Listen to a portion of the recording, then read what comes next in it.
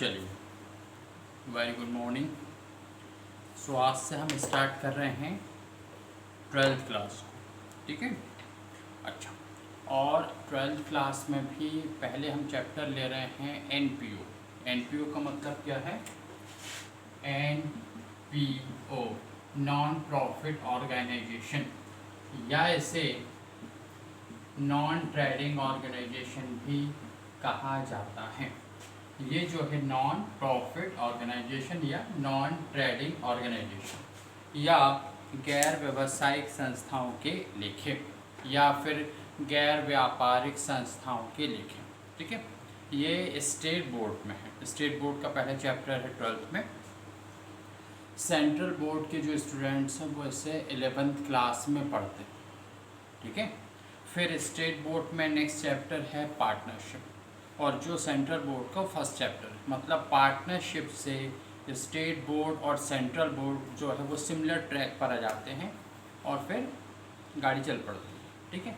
तो हम स्टार्ट कर रहे हैं पहले स्टेट बोर्ड से, और पहला चैप्टर हमारा नॉन प्रॉफिट ऑर्गेनाइजेशन या नॉन ट्रेडिंग ऑर्गेनाइजेशन, ठीक।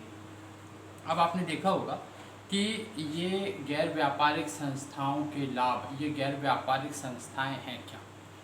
नॉन ट्रेडिंग ऑर्गेनाइजेशन जिनका मेन मोटिव जो है प्रॉफिट अर्न करना नहीं होता। जनरली बिजनेस का जो मुख्य उद्देश्य क्या है कि प्रॉफिट अर्न किया जाए, लाभ अर्जित किया जाए, उसके बाद सोशल वर्क तो उसके बाद आते हैं। लेकिन ये प्रायोरिटी किसको देते हैं? सोशल वर्क, ठीक है।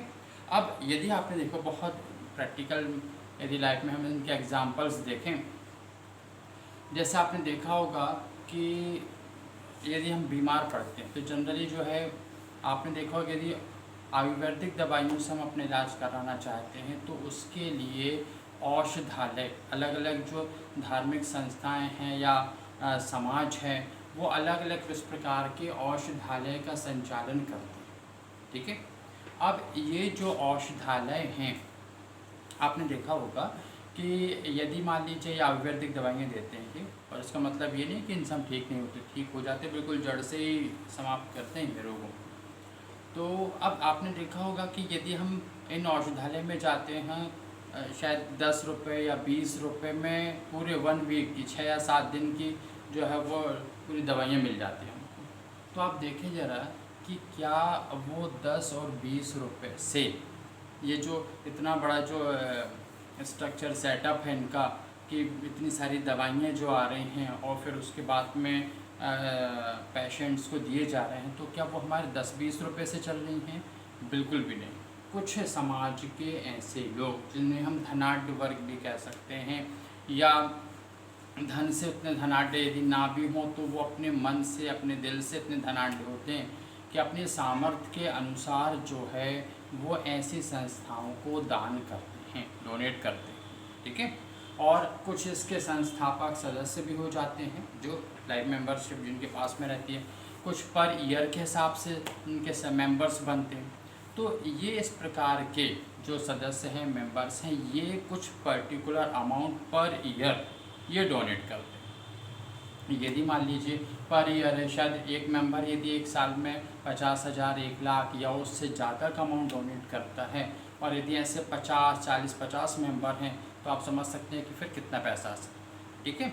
मतलब मैं ये नहीं कह रहा कि हर बार ही हर संस्थाएं जो इस प्रकार की संस्था उनके पास में इतने मेंबर या इतना पैसा आता है, लेकिन ये जो हमारे 10 या 20 रुपये की जो हम देते हैं दवाइयाँ खरीदते समय, उनसे संचालन संभव नहीं है। ये अमाउंट भी वो रखते हैं अपने पास में, और साथ में जो एक साथ अमाउंट लमसम अमाउंट आता है उसे के बाद ही ये जो है इनका संचालन होता है। अब चूँकि ये धार्मिक संस्थाएं हैं या जिनका उद्देश्य जो है, और भी आप एग्जांपल देख सकते हैं, जैसे कि मान लीजिए लाइब्रेरी है, ठीक है। आपने देखा होगा कि लाइब्रेरी ऐसी रहती हैं, कुछ लाइब्रेरीज ऐसे इस तरह से कि आप वहाँ जाकर जो है फ्री ऑफ कॉस्ट, कोई चार्जेस नहीं लग रहे आपको, आप जो उनकी टाइमिंग है या तो 8 to 4 है, 10 to 5 जो भी उनकी टाइमिंग है, उस टाइमिंग में वहाँ पर जाके आप जो है बुक्स पढ़ सकते हैं, और शायद थोड़ा बहुत अमाउंट जो है डिपॉजिट करके वो बुक्स भी 4, 5, 6 या उससे ज़्यादा दिन के लिए अपने घर पे ला सकते हैं। न्यूज़पेपर वहाँ पे, मतलब शहर में जितने भी न्यूज़पेपर आते हैं वो सारे के सारे न्यूज़पेपर उस लाइब्रेरी में अवेलेबल रहते हैं। तो वो फ्री ऑफ कॉस्ट आप जाके पढ़ सकते हैं। मैगजीन्स हैं, मतलब इस तरह की फैसिलिटीज़ देते हैं वो अपने मेंबर्स से। मेंबर्स मतलब ये है कि वो जो उनके परमानेंट मेंबर्स हैं उनसे तो पैसे ले रहे हैं, लेकिन पर डे जो है यदि मान लीजिए जनरल जो एक आम व्यक्ति जो है जा रहा है तो उनसे किसी भी प्रकार के कोई चार्जेस नहीं किए जाते। ठीक है। तो अब यहाँ पर इस प्रकार की संस्थाएं जिनका उद्देश्य जो है लाभ कमाना नहीं है, गैर व्यावसायिक संस्थाएं हैं, नॉन प्रॉफिट ऑर्गेनाइजेशंस हैं या नॉन ट्रेडिंग ऑर्गेनाइजेशंस। अब यहाँ अब नॉन ट्रेडिंग ऑर्गेनाइजेशंस तो ये अपने जो कस्टमर कह लें या जो लोग आ रहे हैं वहाँ पर उनको तो फ्री ऑफ चार्जेस जो है वो फैसिलिटीज़ दे रहे हैं, लेकिन इनके जो अपने एम्प्लॉयज़ हैं ज़रूरी नहीं है, जैसे मान लीजिए वहाँ पर एक मैनेजर को उन्होंने रखा हुआ है तो इसका मतलब ये बिल्कुल भी नहीं है कि वो कभी कभार हो सकता है ऐसा, लेकिन ये बिल्कुल भी नहीं रहेगा कि जो मैनेजर है वो विदाउट सैलरी वर्क कर रहा हो। ठीक है, रेयर केस एक्सेप्शनल केसेस में हो सकता है, अदरवाइज़ जो है उनको तो सैलरी देनी पड़ेगी। वहाँ जो अदर वर्कर्स एम्प्लॉयज़ हैं वहाँ पर उन्हें तो पेमेंट करना ही होगा। इसके अलावा इतना सारे जो अमाउंट आ रहा है, मान लीजिए 1 ईयर ड्यूरिंग द ईयर जो है 10 lakhs 20 lakhs का अमाउंट जो है वो आता है, तो उसका हिसाब किताब भी रखना ज़रूरी है। ये नहीं कि अब चैरिटेबल जो ऑर्गेनाइजेशन है तो सब कुछ जो है बिना हिसाब किताब के चलेगा, ऐसा बिल्कुल भी नहीं होगा। ऐसी संस्थाओं को अपने लेखे रखने होंगे। अब ये जो अकाउंट्स मेंटेन करेंगे तो वहाँ जनरली ज़रूरी नहीं है कि वो हमारी जो डबल एंट्री सिस्टम जो आप 11th क्लास में पढ़ते हैं या जिससे जनरली अकाउंटिंग सिस्टम है हमारा, वही जो है सभी जो वहाँ पे एक अकाउंटेंट आपने रखा और उससे जर्नल एंट्री लेज़र इस तरह से बनाया जा रहा है, ये बिल्कुल भी ऐसा ज़रूरी नहीं है। ये जो अपने अकाउंट्स मेंटेन करते हैं वो कैश सिस्टम यानी रोकड़ पद्धति के आधार पर रखते हैं। ठीक है, आमतौर पे जो रहता है बाकी जो बिज़नेस है वो किस पे रखते हैं, वाणिज्यिक पद्धति, ठीक है, मर्केंटाइल सिस्टम से रखते हैं, और ये किस सिस्टम से रखेंगे, कैश सिस्टम से। हालांकि आगे चल के आप देखेंगे कि इनमें इनकम एंड एक्सपेंडिचर अकाउंट भी बनाया जाता है, ओपनिंग बैलेंस शीट भी बनती है जिससे कैपिटल फंड भी निकाला जाता है, लेकिन उससे पहले ये जो बनाते हैं कैश सिस्टम पे रिसिप्ट एंड पेमेंट अकाउंट, ठीक है, प्राप्ति भुगतान खाता। अब ये रिसिप्ट एंड पेमेंट अकाउंट है, इसमें लेफ़्ट साइड जो रहता है वो पूरी रिसिप्ट्स यानी प्राप्तियाँ, ठीक, ड्यूरिंग द ईयर, चाहे फिर वो रेवेन्यू नेचर की हो या कैपिटल नेचर की हो। ठीक है, रेवेन्यू और कैपिटल नेचर आप समझते हैं ना, जैसे यदि मान लीजिए रेवेन्यू नेचर के मतलब क्या, यदि आप रिसिप्ट की बात करें तो जो हर साल आपको मिल रही है, हर साल 6 महीने हर महीने मिल रही है, वो रेवेन्यू इनकम कहलाती है। उसी प्रकार से जो खर्च आपको हर महीने 2 महीने 6 महीने आ रहे हैं, हर साल करने पड़ रहे हैं पर ईयर के हिसाब से, वो रेवेन्यू एक्सपेंडिचर कहलाते हैं। और कैपिटल रिसिप्ट क्या होते हैं कि बल्क अमाउंट, लमसम अमाउंट आपको जो एक्चुअली इट इज़ लमसम, हाँ, नॉट लमसम अमाउंट, सम का मीनिंग है यहाँ पे अमाउंट है। सो लमसम जो मिलता है वो कैपिटल नेचर का होता है। उसी प्रकार से यदि मान लीजिए कैपिटल अमाउंट या बल्क अमाउंट या लमसम जो आपने पेमेंट किया हुआ है कैपिटल नेचर पे, तो वो कैपिटल एक्सपेंडिचर कहलाएगा। तो यहाँ रिसिप्ट एंड पेमेंट अकाउंट में अभी मैं जो बोल रहा हूँ शायद आप उतना कनेक्ट ना कर पा रहे हो, जब आप अकाउंट्स करेंगे तो एग्जैक्टली समझ में आएगा। अब यहाँ पर ये जो है ड्यूरिंग द ईयर जितना भी पैसा मिला, चाहे फिर वो रेवेन्यू नेचर का हो या कैपिटल नेचर का हो, पूरा का पूरा जो है वो रिसिप्ट साइड लिख देंगे, चाहे वो प्रीवियस ईयर से रिलेवेंट हो या फिर नेक्स्ट ईयर से और करंट ईयर से, तो होगा ही होगा। क्लियर है ये। उसी प्रकार से एक्सपेंडिचर पेमेंट की बात की जाए, एक रिसिप्ट हो गया, लेफ्ट पे, राइट पे क्या लिखेंगे हम, पेमेंट। तो पेमेंट साइड में भी चाहे फिर वो प्रीवियस ईयर का पेमेंट करना पड़ा हो, करेंट ईयर का हो या नेक्स्ट ईयर का हो, एक्चुअल पेमेंट किया है तो वो पेमेंट साइड ही लिखेंगे। अच्छा, यहाँ पे आप देखें जरा, इस पर ये जो आप बनाएंगे इस पर रिसिप्ट एंड पेमेंट अकाउंट, पहले क्या बनता है इसमें, सबसे पहले रिसिप्ट एंड पेमेंट अकाउंट, या इसे हम कहते हैं प्राप्ति भुगतान खाता। अब ये प्राप्ति भुगतान खाते में आप देखेंगे ये है आपका रिसिप्ट्स, एंड पेमेंट्स, ठीक है, प्राप्ति भुगतान खाता। अब रिसिप्ट्स में क्या लिखना है आपको, तो during the year actual receipts, जो वास्तव में प्राप्त हुई, वर्ष के दौरान जो भी वास्तव में प्राप्त हुई, राशि प्राप्त हुई, वो सब कहाँ लिखेंगे आप, रिसिप्ट साइड में, चाहे उसका कनेक्शन करेंट ईयर से हो, प्रीवियस ईयर से हो, या फिर नेक्स्ट ईयर से हो। उसी प्रकार से पेमेंट में आप क्या लिखेंगे, actual payment, whether is relevant to previous year, current year और नेक्स्ट ईयर, ये सारा का सारा एक्चुअल पेमेंट हम लिखेंगे। अब देखिए, जैसे मान लीजिए सपोज जो है हमारी जो संस्था है, संस्था क्या, वो ऑर्गेनाइजेशन जिसके हम बैठ के एज एन अकाउंटेंट जो है वो अकाउंटिंग कर रहे हैं। यदि हमारी संस्था में 2000 रुपये का जो है फर्नीचर लिया गया, ठीक है, हालांकि 2000 में बहुत ज़्यादा फर्नीचर नहीं आएगा, शायद प्लास्टिक की चेयर की बात करें तो 2 या 2.5 चेयर आ सकती है, ठीक है। तो यदि मान लीजिए, छोटा अमाउंट ले लें ताकि कैलकुलेशन आसान दिखे, मान लीजिए 2000 रुपये का फर्नीचर लिया गया और उसके बाद में अभी फर्नीचर सिर्फ जो है वो 500 रुपये का आया है, यदि उसकी कॉस्ट वाइज देखा जाए तो 500 रुपये की का चेयर आ गई होगी, तो आपने पेमेंट एक्चुअल में कितने का कर दिया है, 2000 का। तो पेमेंट साइड में आप लिखेंगे 2000 बाय फर्नीचर के नाम से, क्यों, क्योंकि एक्चुअल पेमेंट आपने कितने का कर दिया है, 2000 का। आ समझ में। यदि मान लीजिए आपके पास में 2000 का फर्नीचर आ गया और पेमेंट आपने सिर्फ 700 किया है, तो आप पेमेंट साइड में सिर्फ और सिर्फ 700 लिखेंगे, because the basic principle is receipt and payment account is based on actual receipt and actual payment, यानी प्राप्ति भुगतान खाता जो है वो एक्चुअल रिसिप्ट और एक्चुअल पेमेंट, वास्तविक प्राप्ति और वास्तविक भुगतान पर ही आधारित है। क्लियर है। उसी प्रकार से पेमेंट की बात हुई, इनकम की भी अपन बात करें। यदि मान लीजिए बहुत से मेंबर्स होते हैं, मेंबर्स ने यदि मान लीजिए करेंट ईयर में कुछ मेंबर्स ने सब्सक्रिप्शन यानी चंदे की राशि सब्सक्रिप्शन नहीं दिया, तो जिन्होंने नहीं दिया उनकी अकाउंटिंग हम नहीं करेंगे।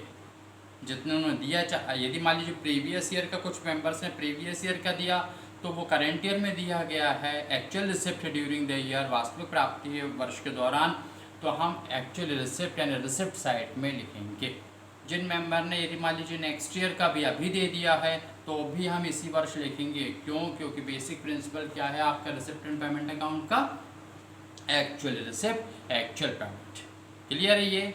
चलिए अब आपको बताते हैं कि इसका फॉर्मेट क्या होता है। जो बहुत सारे आइटम, एक एक आइटम हम देखते चले जाएंगे कि उसमें करना क्या है। तो पहले आप जो है इसका एक प्रॉपर फॉर्मेट बता देते हैं, आपकी बुक में ही है, एक बार आप देखिए आइटम वाइज किस तरह से। देखिए बना क्या रहे हैं हम, रिसिप्ट एंड पेमेंट अकाउंट। ये किस बेस पर है, कैश सिस्टम यानी रोकड़ पद्धति पर आधारित है। और कब बन रहा है, तो वही वर्ष के दौरान जो रहता है, वर्ष की अंतिम तिथि पे आप कह सकते हैं, या मान लीजिए वर्ष के दौरान भी बना रहा, आइटम्स लिखे जा रहे हैं। तो रिसिप्ट एंड पेमेंट्स अकाउंट यानी प्राप्ति भुगतान खाता। फिर उसके बाद आप क्या लिखेंगे, for the year ending on, यानी को वर्ष के किसी पर्टिकुलर, मान लीजिए 31 दिसंबर का हो रहा है या फिर 31 मार्च का एंड हो रहा है आपका ईयर, तो for the year ending on 31 दिसंबर 2017-18 जो भी हो, ठीक।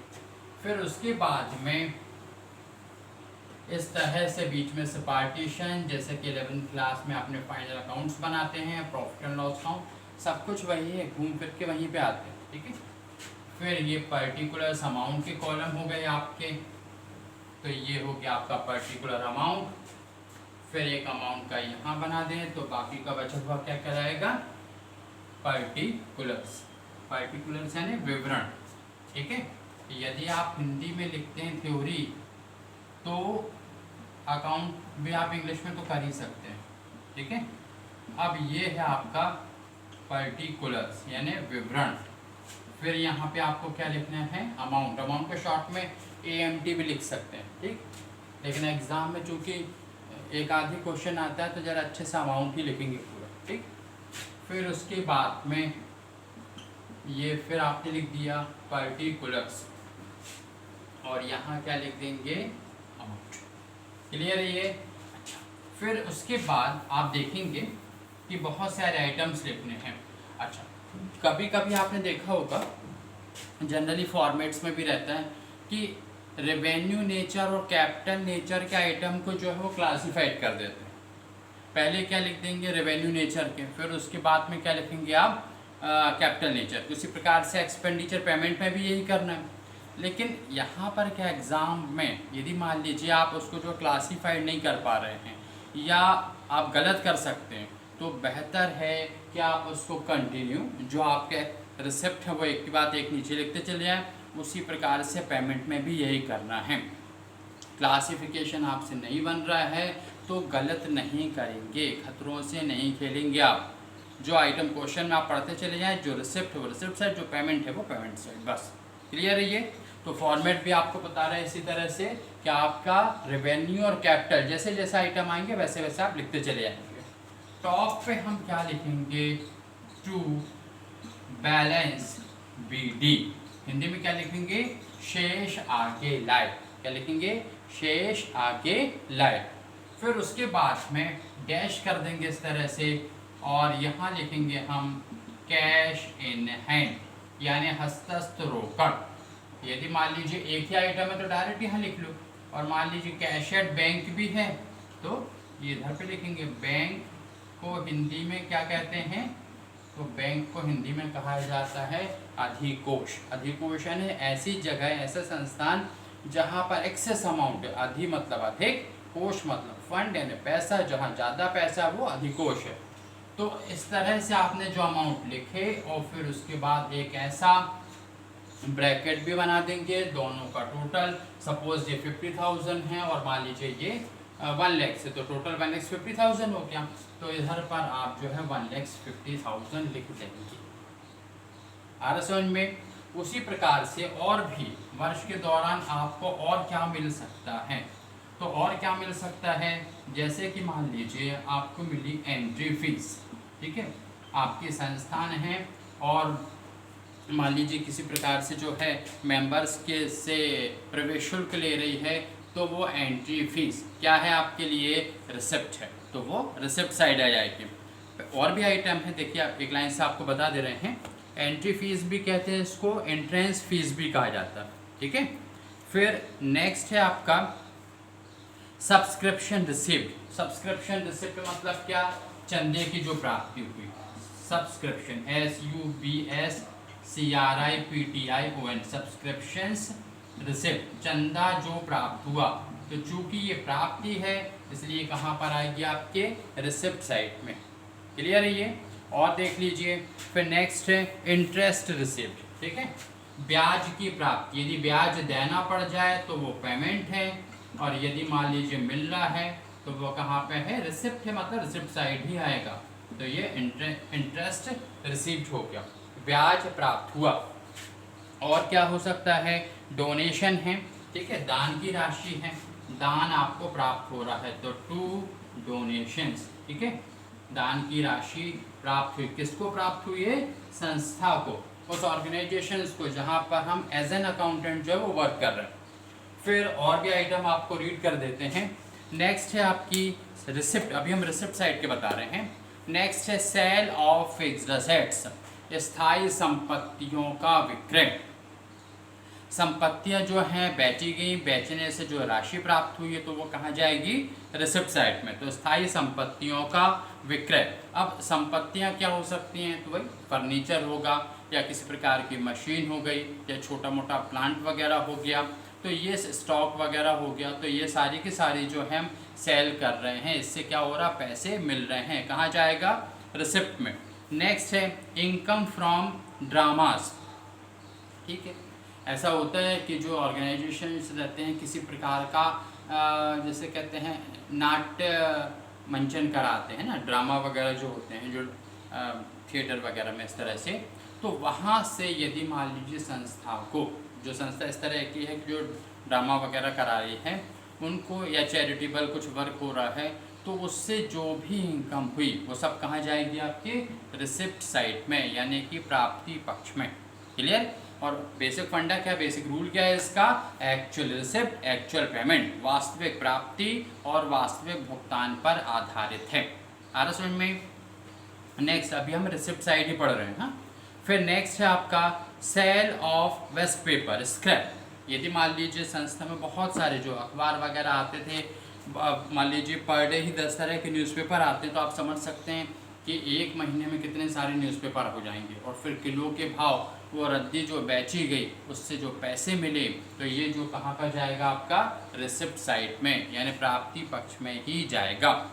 नेक्स्ट है इंटरेस्ट ऑन सिक्योरिटीज़ है। सिक्योरिटीज़ का मतलब यहाँ वो सिक्योरिटी गार्ड से नहीं है। सिक्योरिटीज़ का मतलब क्या है, it's a kind of investment, प्रतिभूतियाँ। ठीक है।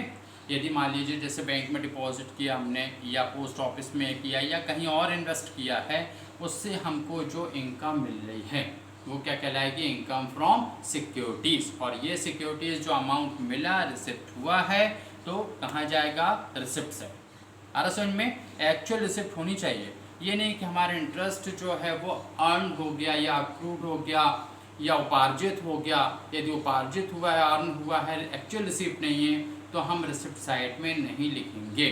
फिर कहाँ लिखेंगे उसको, उसे हम फिर लिखेंगे इनकम एंड एक्सपेंडिचर अकाउंट के, जो उसके बाद हम बनाएंगे इनकम एंड एक्सपेंडिचर अकाउंट की इनकम साइड में लिखेंगे। इनकम एंड एक्सपेंडिचर अकाउंट किस पे बेस्ड है, प्रॉफिट एंड लॉस अकाउंट पे बेस्ड है, ड्यू और अक्रूड सिस्टम पे बेस्ड है। ठीक। और ये रिसिप्ट एंड पेमेंट किस पर बेस्ड है, एक्चुअल रिसिप्ट एक्चुअल पेमेंट, यानी कैश सिस्टम, इस पर आधार, रोकड़ पद्धति पर आधारित है। आ रहा समझ में। नेक्स्ट है रेंट रिसीव्ड हो गया, किसी प्रकार का किराया मिल गया। मान लीजिए हमारी संस्था है, उसके कुछ कमरे जो हमने किराए पर भी दे रखे हैं, तो वो किराया मिल रहा है, तो ये रिसिप्ट है, इधर आएगा। फिर नेक्स्ट है आपका interest on fixed deposit. Fixed deposit से स्थायी जमा, बैंक में जमा किया, उससे बैंक ने हमें ब्याज दिया, तो ये रिसिप्ट साइड आएगा, प्राप्ति पक्ष में आएगा। नेक्स्ट है टू ग्रांट्स है। ग्रांट्स मतलब ये होता है अनुदान, जिसको कहते हैं। आपने देखा होगा ना, सुना भी होगा कि ये स्कूल ग्रांटेड है, ये स्कूल ग्रांटेड नहीं है, इस तरह की बात करते हैं, या ये कॉलेज ग्रांटेड है। मतलब गवर्नमेंट से जो है, चाहे तो स्टेट गवर्नमेंट हो या सेंट्रल गवर्नमेंट है, कुछ फिनेंशियल असिस्ट, कुछ जो है राशि प्राप्त होती है, मे बी 50% और मोर देन 50%। तो ये जो प्राप्ति हो रही है, उसी प्रकार के ये अनुदान है, संस्थान को किसी प्रकार से अनुदान मिल रहा है, राशि प्राप्त हुई है, तो रिसिप्ट है आपकी, प्राप्त हो रही है, तो कहाँ लिखेंगे हम, बिल्कुल वही रिसिप्ट साइड में जाएगा ये।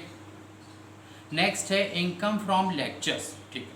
अब आप देखिए ज़रा, मान लीजिए हमारे जो संस्थान हैं, वहाँ के कुछ मेंबर्स हैं, बाहर जाते हैं और अपने व्याख्यान देते हैं। ठीक है, ऐसा होता है ना, लोग दूर दूर से सुनने के लिए आते हैं, तो ये हमारे जो मेंबर्स हैं, वहाँ उन्होंने जाके बाहर जाके लेक्चर्स दिया, और लेक्चर से उनको इनकम हुई। ये इनकम उठा के उन्होंने कहाँ दी थी, संस्था को दे दी है, तो ये संस्था के लिए क्या है, प्राप्ति है। आ रहा समझ में। नेक्स्ट है टू प्रोसीड्स फ्रॉम इंटरटेनमेंट, मनोरंजन से प्राप्तियाँ। बिल्कुल एंटरटेनमेंट है, यदि मान लीजिए किसी प्रकार के एंटरटेनिंग प्रोग्राम्स किए गए हैं, उससे हमें कुछ प्राप्त हुई है, तो वो रिसिप्ट में ही आएगी। जो भी प्राप्त हो रहा है ड्यूरिंग द ईयर, वर्ष के दौरान, एक्चुअल रिसिप्ट होना चाहिए। पूरा का पूरा आप आँख बंद करके मतलब देखते हुए लिखना है आपको, कि आपको रिसिप्ट साइड में उसको अमाउंट को लिख देना है। नेक्स्ट है आपका डिविडेंड रिसिप्ट। डिविडेंड यानी होता है लाभांश। शेयर्स में जो यदि आपने इन्वेस्टमेंट किया, या आप आगे 12th में है ये चैप्टर आपको, शेयर्स, डिवेंचर्स और ये सब, तो शेयर्स का जो है अमाउंट जो है, कंसिडरेशन जिसे बोलते हैं, प्रतिफल, वो क्या मिलता है, डिविडेंड। और डिवेंचर्स पे क्या मिलता है, इंटरेस्ट। तो शेयर्स पर जो है डिविडेंड यानी लाभांश मिलता है, लाभांश प्राप्ति है, कहाँ जाएगी, प्राप्ति पक्ष में ही जाएगी और कहीं नहीं। नेक्स्ट है इंडाउमेंट। इंडाउमेंट फंड बोलते हैं, इंडोमेंट फंड भी बोलते हैं उसको। अब ये इंडोमेंट को क्या बोलते हैं हिंदी में, समर्पित धन। यदि मान लीजिए किसी प्रकार की राशि, एक होता है लेगसीज भी बोलते हैं, है ना, जो उत्तरदान कहते हैं उसको, या फिर जब मृत्यु पर वचन पत्र है, वो जो वसीयत जिसे हम कहते हैं, वो राशि प्राप्त हो रही है, एंडाउमेंट हो या फिर लेगेसीज हो, वो कहाँ जानी है, रिसिप्ट साइड में आनी है। नेक्स्ट है लाइफ मेंबरशिप फीस, आजीवन सदस्यता शुल्क। अच्छा देखिए ये थोड़ा सा ये आइटम जो है आपको ध्यान रखना है। यदि लाइफ मेंबरशिप फीस के बारे में लिखा, ब्रैकेट में लिख दिया कैपिटलाइज्ड, पूंजीकृत कीजिए, तो इसे सिर्फ और सिर्फ आप बैलेंस शीट का आइटम मानेंगे लायबिलिटी का। ठीक है, उसके पीछे कॉन्सेप्ट ये है कि लाइफ मेंबरशिप फीस है, मेंबरशिप आप एक बार मिली, उसके बाद जीवन में कभी नहीं मिलनी है ये अमाउंट लाइफ मेंबरशिप फीस को, इसलिए हम इससे बैलेंस शीट में लायबिलिटी का आइटम मानेंगे। और यदि मान लीजिए कुछ नहीं लिखा है तो आप इसे रेवेन्यू नेचर का मान सकते हैं। क्यों? कारण उसका यह कि पर ईयर आपने देखा होगा कि बहुत सारे नए मेंबर्स भी तो आते जाते हैं। ठीक है, ऐसा तो नहीं है कि यदि 10 मेंबर्स है वो ऑर्गेनाइजेशन जो है एनटीओ जो आपका या एनपीओ 10 मेंबर से स्टार्ट किया और आज उसको 50 वर्ष हो चुके हैं और आज भी वो 10 मेंबर या उन्हीं के वंश के लोग ही बने हुए हैं, ऐसा तो बिल्कुल नहीं होता। पर ईयर जो नए नए मेंबर्स भी आ रहे हैं, तो यदि ब्रैकेट में कैपिटलाइज्ड पूंजीकृत शब्द नहीं लिखा हुआ है तो आप इसे रेवेन्यू नेचर का मानेंगे, आगम प्रकृति का, और कहाँ लिखेंगे, प्राप्ति पक्ष में। क्लियर है ये? यहाँ तो अब चूँकि रिसिप्ट है तो दोनों रिसिप्ट में ही आ जाएगा क्योंकि एक्चुअल रिसिप्ट है, लेकिन जब इनकम एंड एक्सपेंडिचर अकाउंट बनाते हैं तो इस आइटम को, स्पेशली ये आपका लाइफ मेंबरशिप फीस, यदि ब्रैकेट में कैपिटलाइज्ड कर दिया और अब इसमें इनकम एंड एक्सपेंडिचर अकाउंट आप बना रहे हैं तो इसे हम बैलेंस शीट का आइटम मानते हैं, इनकम नहीं। और चूँकि ये रिसिप्ट एंड पेमेंट अकाउंट है, एक्चुअल रिसिप्ट एक्चुअल पेमेंट पे बेस्ड है, इसलिए यहाँ लिख सकते हैं। नेक्स्ट है आपका receipt on account of special fund. ठीक है, किसी विशिष्ट जो है प्रकार का यदि कोष बना के रखा हुआ है, जैसे आपका है फॉर एग्जांपल प्राइज फंड है, मैच फंड है, टूर्नामेंट फंड है, तो ये सब क्या होते हैं, यदि मान लीजिए कोई आपने फंड बना के रखा है, उस फंड के लिए आपको अमाउंट मिल रहा है तो ये भी आपका रिसिप्ट में आएगा। और ये फंड जैसे मान लीजिए हमने टूर्नामेंट फंड बनाया, तो जब भी यदि संस्थान ने, ऑर्गेनाइजेशन ने किसी प्रकार का टूर्नामेंट कराया तो जो फंड रखा हुआ है उसमें से अमाउंट हम जो है यूज़ कर सकते हैं। क्लियर? ये बेसिकली फंड का मेन ऑब्जेक्ट रहता है क्रिएट करने का। नेक्स्ट है इंटरेस्ट ऑन स्पेशल फंड है, किसी प्रकार का स्पेशल फंड है उस पर ब्याज मिल गया, ये भी रिसिप्ट में आएगा। और नेक्स्ट है आपका टू अदर रिसिप्ट्स, अन्य प्रकार की प्राप्तियाँ जो अब तक जितनी कही गई हैं उनमें कहीं भी नहीं आई हैं तो वह अदर रिसिप्ट्स के नाम से आपको लिख लेनी है। आ रहा समझ में? तो किस बेस पे है, एक्चुअल रिसिप्ट पे। रिसिप्ट साइड में पूरा किससे स्टार्ट करेंगे हम, टू बैलेंस बीडी, कहाँ पे, cash in hand, cashier bank. ठीक है, इनमें से या तो आपके क्वेश्चन में दोनों आइटम होंगे या दो में से कोई एक तो रहेगा ही रहेगा। आ रहा समझ में? अब हम उसकी बात करें पेमेंट साइड की। ठीक है, ये पर्टिकुलर्स आप पर्टिकुलर्स ऑफ रिसिप्ट्स भी लिख सकते हैं, या फिर आप इधर पे आप जो है इसको क्या लिखते हैं, रिसिप्ट्स।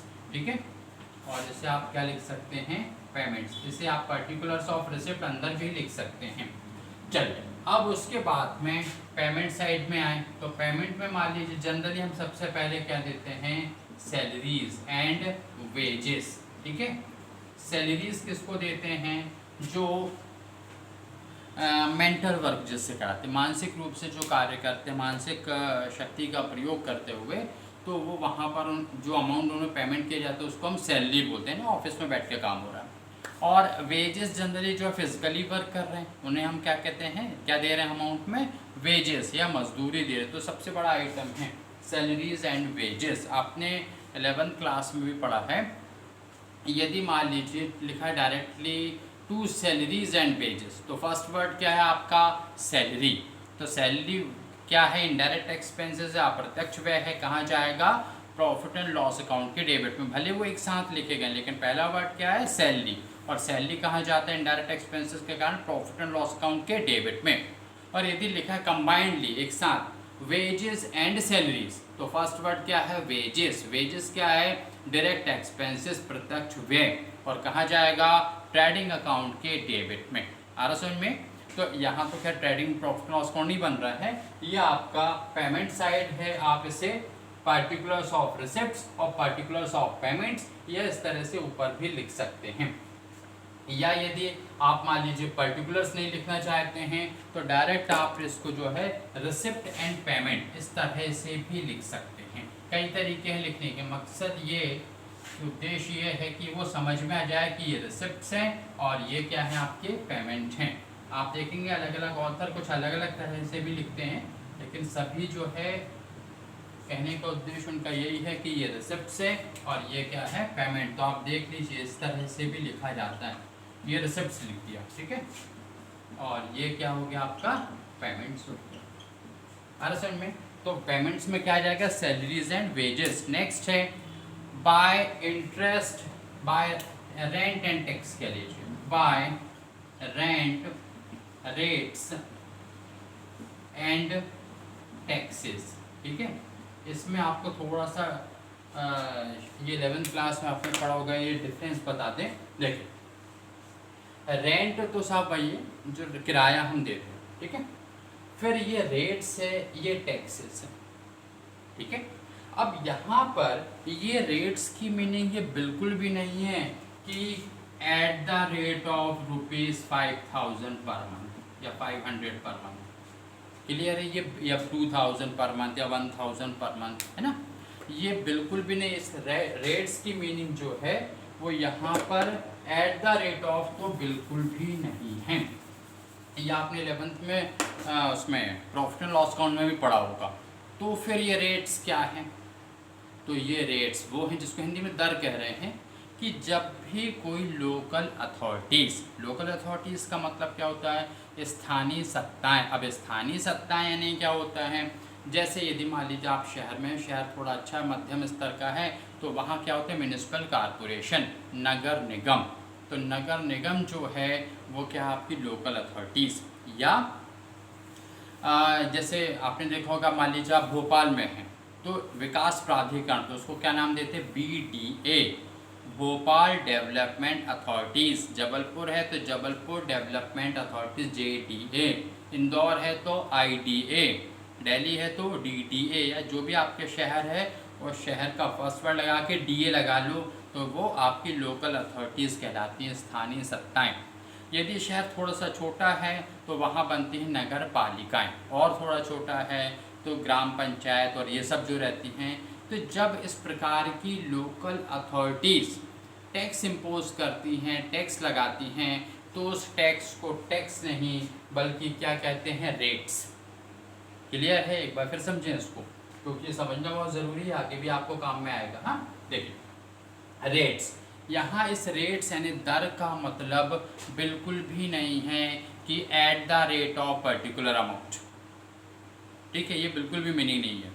रेट्स का मतलब क्या है यहाँ पर, जब कभी लोकल अथॉरिटीज़ टैक्स लगाती हैं, बिल्कुल लगाती हैं भाई। देखा आपने देखा ना कि जैसे नगर निगम है, आपने जो है जो आपके घर पे जो पानी आ रहा है उसका वाटर टैक्स लेती हैं, ग्राउंड रेंट लेती हैं, सड़क पे जो आप बिजली को उपयोग करते हैं तो उसका टैक्स, लाइट का टैक्स अलग जाता है, और साल भर में आप शायद 3-4 हज़ार रुपये इस तरह का जो अमाउंट रहेगा शहर के हिसाब से वो देते हैं।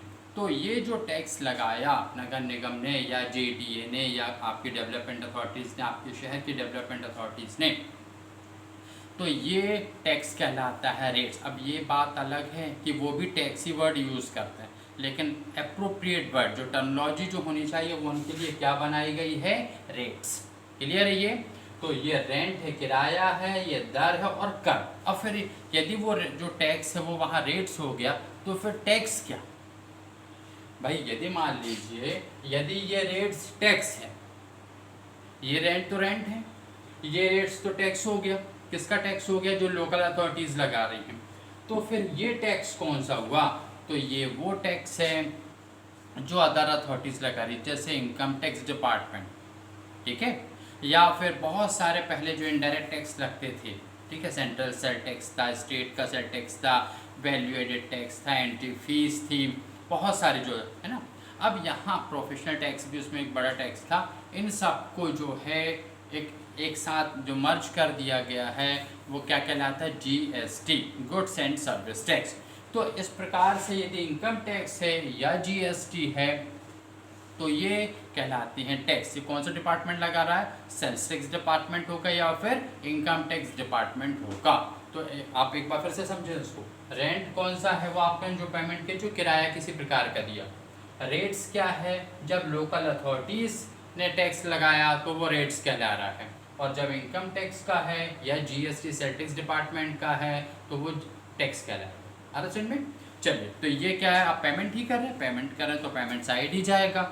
नेक्स्ट है आपका फर्नीचर है, बुक्स हैं। यदि मान लीजिए आपने फर्नीचर खरीद लिया, किसी प्रकार के असेट्स परचेज कर ली, किसके लिए, उस संस्थान ऑर्गेनाइजेशन के लिए। फिर बुक्स परचेज कर ली, मान लीजिए आपकी लाइब्रेरी है तो लाइब्रेरी आपकी क्या कहलाएगी, असेट्स कहलाएंगी, बुक्स वगैरह जो है वो असेट्स कहलाएंगी। तो ये पेमेंट किया आपने, और एक्चुअल पेमेंट जितना किया, मान लीजिए आपने 50,000 की बुक्स परचेज की, ठीक है, 50,000 की बुक्स आपकी उस संस्थान के अंदर आ गई, लेकिन पेमेंट अभी सिर्फ 32,000 का किया है, तो हम पेमेंट साइड में बाय बुक्स कितना लिखेंगे, 32,000 actual payment. Receipt and payment account किस बेस पर है, एक्चुअल रिसिप्ट और एक्चुअल पेमेंट, वास्तविक प्राप्ति और वास्तविक भुगतान। यदि मान लीजिए हमने इसका जस्ट एडवर्स हो जाए, अपोजिट हो जाए कि 50,000 का पेमेंट कर दिया और बुक्स जो है मान लीजिए 32,000 की आई हैं, तो हम पेमेंट साइड में कितना लिखेंगे, 50,000 ही लिखेंगे। मतलब जितना एक्चुअल में पेमेंट किया वही आना है, जितना एक्चुअल में रिसिप्ट हुआ वही रिसिप्ट साइड आना है। क्लियर है ये? नेक्स्ट और भी देख लीजिए, इन्वेस्टमेंट है। मान लीजिए आपने बैंक में, पोस्ट ऑफिस में जाके जो है पैसे लगा दिए, डिपॉजिट किए हैं, इन्वेस्टमेंट किया है शेयर्स में, डिवेंचर्स में, तो ये चूँकि पैसे जा रहे हैं, कहाँ जाएंगे, पेमेंट साइड में जाएंगे। फिर उसके बाद में नेक्स्ट है आपका प्रिंटिंग एंड स्टेशनरी। ये पेमेंट आइटम की हम बात कर रहे हैं, प्रिंटिंग एंड स्टेशनरी। तो प्रिंटिंग वही आपका छपाई से संबंधित किसी प्रकार का, स्टेशनरी लेखन सामग्री हो गई, ठीक है। नेक्स्ट है इलेक्ट्रिसिटी एक्सपेंसेस, बिजली के व्यय। सन्ड्री एक्सपेंसेस है, सन्ड्री एक्सपेंसेस मतलब विविध व्यय। देखिए क्या लिखा है यहाँ पे, by SUNDRY, sundry expenses. Sundry SUNDRY, sundry का मतलब क्या होता है, मिसलेनियस या वेरियस या विविध प्रकार के। ऐसा बिल्कुल भी नहीं है कि जो एक्सपेंसेस संडे को किए गए हैं वो सन्ड्री और मंडे वाले मंड्री, ठीक है। ये सन्ड्री का मतलब क्या है, सनड्राई भी नहीं है, इसका प्रोनाउंसिएशन सनड्राई भी नहीं है, क्या है, सन्ड्री, यानी मिसलेनियस, वेरियस, विविध प्रकार के व्यय। ऐसे व्यय जिनको शायद हम छोटे मोटे होंगे, बहुत ज़्यादा क्लासीफाई वर्गीकृत नहीं कर सकते हैं, वो सन्ड्री एक्सपेंसेस की कैटेगरी में आते हैं। नेक्स्ट और क्या, एडवर्टाइजमेंट है, विज्ञापन है। फिर ऑफिस एक्सपेंसेस हैं, ड्राइंग्स, आहरण। यदि मान लीजिए जो किस प्रकार की ड्राइंग्स की गई है, चूँकि पैसे जा रहे हैं, रिसिप्ट तो है नहीं भाई। यदि संस्थान से पैसे निकाले गए, मेंबर्स ने निकाले यहाँ पर, क्योंकि ऑनर्स तो जनरली वही कहला रहे हैं, तो उन्होंने अपने पर्सनल यूज़ के लिए पैसे निकाले जिनको बाद में वापस भी करने होंगे विथ इंटरेस्ट, यदि मान लीजिए लेट लतीफ़ी करते हैं तो इस प्रकार से ये जो पैसे ड्राइंग्स हो रहा है, पैसे आ तो नहीं रहे बल्कि जा रहे हैं, जा रहे हैं, तो कहाँ जाएंगे, पेमेंट साइड में जाएंगे। नेक्स्ट, अच्छा ये ध्यान रखना है यहाँ पे डबल एंट्री सिस्टम, वो जो लूका पेसियोली वाली डबल एंट्री सिस्टम है, उसके रूल्स यदि देखा जाए तो वो फॉलो नहीं कर रहे हैं। जितना रिसिप्ट हुआ वो रिसिप्ट में आ जाए, जितना पेमेंट हुआ वो पेमेंट में आ जाए। क्लियर है ये? क्योंकि यदि पेमेंट होता फिर तो नॉमिनल अकाउंट हो जाता है, यदि डबल एंट्री सिस्टम के हिसाब से देखा जाए तो। नेक्स्ट है आपका न्यूज़पेपर है, मैगजीन्स है। यदि किसी प्रकार के न्यूज़पेपर, मैगजीन, जर्नल्स हैं, ये जर्नल वो जर्नल नहीं है जो हम अकाउंटिंग वाला जर्नल, ये एक प्रकार की मैगजीन, पत्रिकाएं हैं। तो वो जो है यदि मान लीजिए हर महीने, 2 महीने, 15 दिन में आती हैं, खर्चे हो रहे हैं, तो पेमेंट साइड में आएंगे। पोस्टेज है, पोस्टेज एंड टेलीग्राम है। टेलीग्राम पुराने समय में चलता था, जैसे अभी हम करते ना मोबाइल के थ्रू SMS कर देते हैं, तो पहले के समय में ये एक SMS करने में यदि एक शहर से दूसरे शहर में, मान लीजिए जैसे आप जबलपुर में बैठे हुए हैं, भोपाल आपको एक मैसेज पहुंचाना है कि भाई ये इस तरह से, जो जनरली पहले टेलीग्राम का मतलब ये रहता था किसी प्रकार की दुख की खबर आना, यानी टेलीग्राम, किसी के यहाँ टेलीग्राम आया तो मतलब वैसे ही वो थोड़ा सा डर से जाता था कि कुछ कहीं ना कहीं से दुख की खबर आई है। तो वो क्या होता था, आपको जैसे जबलपुर से आप कर रहे हैं तो postal department head post office आप जाइए, वहाँ पे फॉर्म भरिए कि साहब आप क्या मैसेज देना चाहते हैं, किस शहर में देना चाहते हैं, किसको देना चाहते हैं, ये सारा आपने फॉर्म में भरा।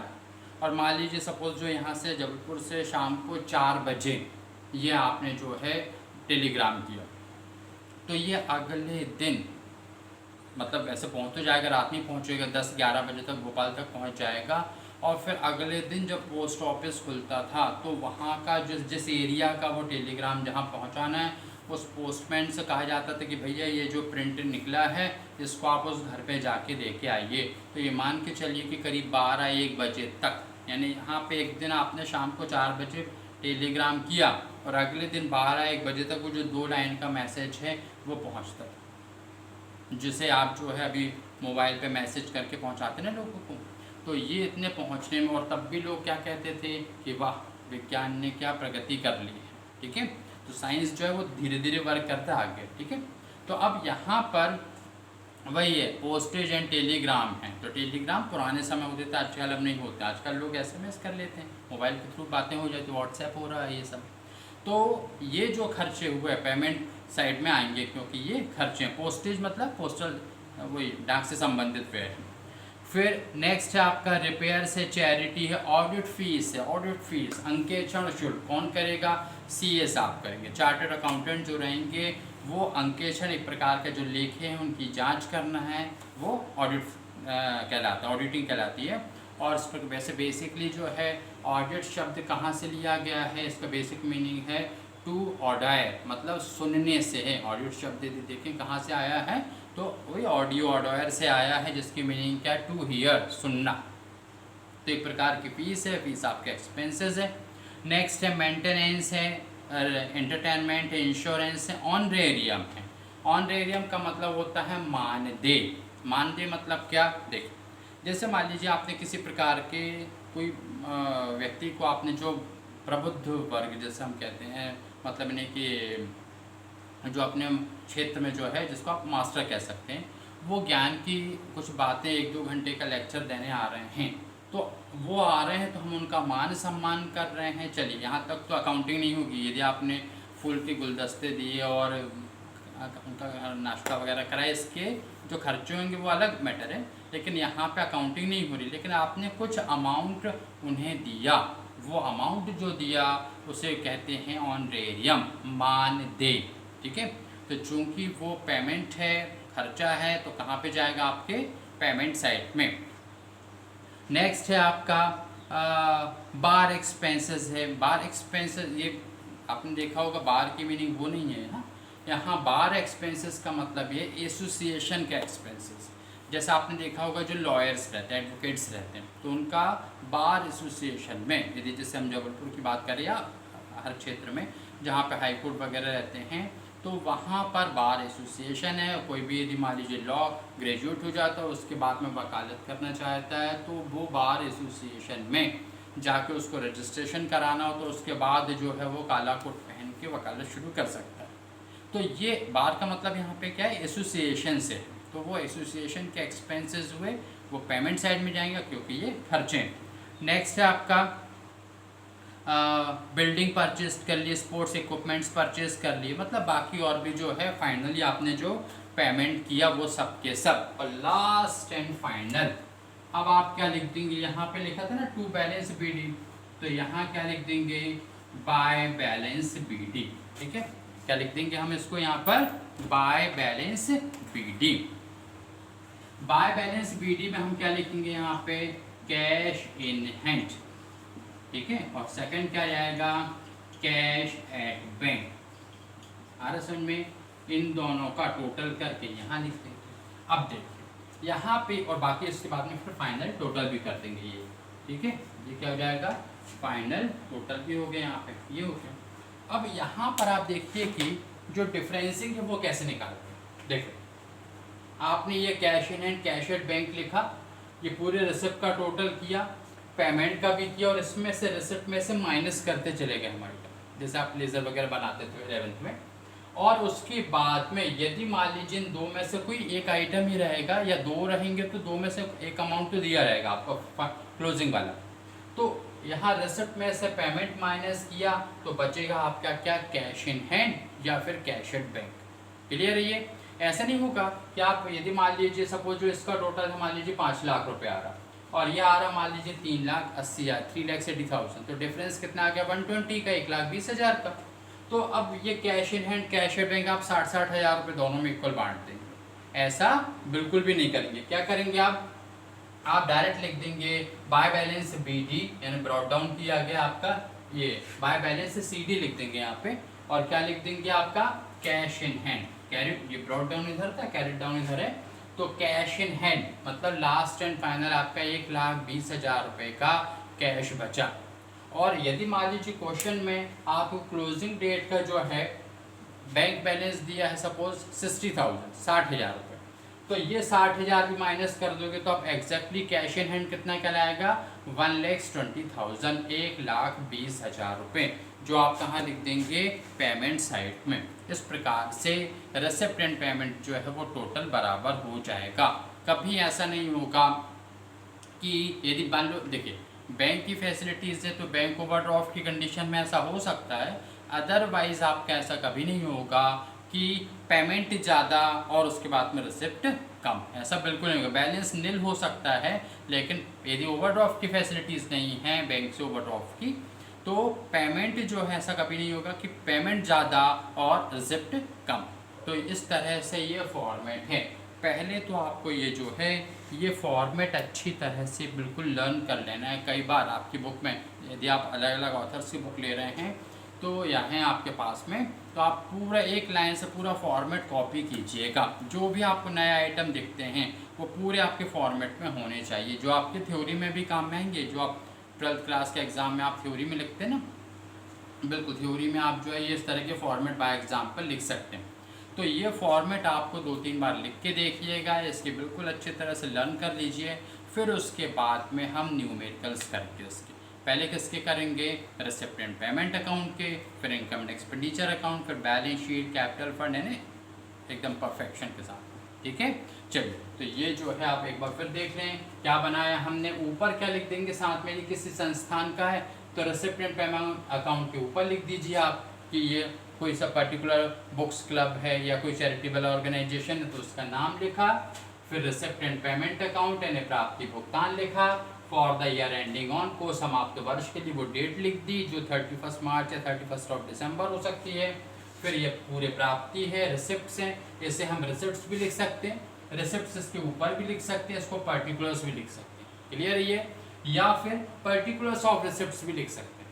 ठीक, उसी प्रकार से पेमेंट भी ऊपर भी लिख सकते हैं आप। यदि ये रिसिप्ट यहाँ लिख तो फिर पेमेंट यहाँ इधर कॉर्नर पे लिखते हैं, यदि बाहर लिख रहे हैं तो, या फिर पर्टिकुलर्स ऑफ पेमेंट, या फिर आप पेमेंट लिख दीजिए इस पर।